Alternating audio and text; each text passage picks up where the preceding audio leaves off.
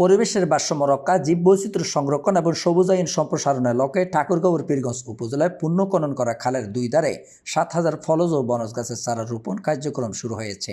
বৃহস্পতিবার সকালে হাজীপুর ইউনিয়নের অন্তরা ব্রিজ থেকে সেনগাঁও ইউনিয়নের হাতিডুবা ব্রিজ পর্যন্ত প্রায় ১২ কিলোমিটার দীর্ঘ পূর্ণ খালের দুই পাশে এই বৃক্ষরোপণ কর্মসূচির উদ্বোধন করা হয়। জানা যায়, খাল পুনঃখননের পাশাপাশি পরিবেশ বান্ধব উদ্যোগ হিসেবে খালের দুই ধারে পর্যায়ক্রমে ৭,০০০ ফলজ ও বনজ গাছের চারা রোপণ করা হবে।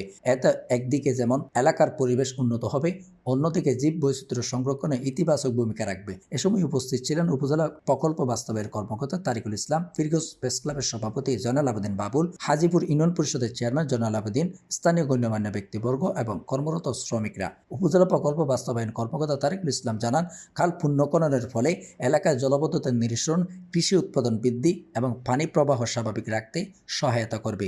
পাশাপাশি খালের দুই ধারে বৃক্ষরোপণের মাধ্যমে পরিবেশের উন্নত ও সবুজায়ন কার্যক্রম আরও বেগবান হবে।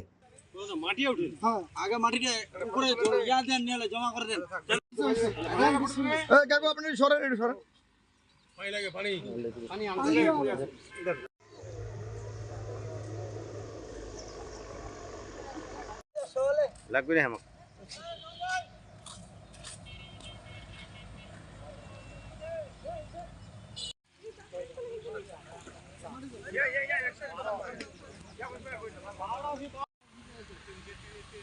ঘাস লাগালি বাবু তো ঘাস লাগালি বাবু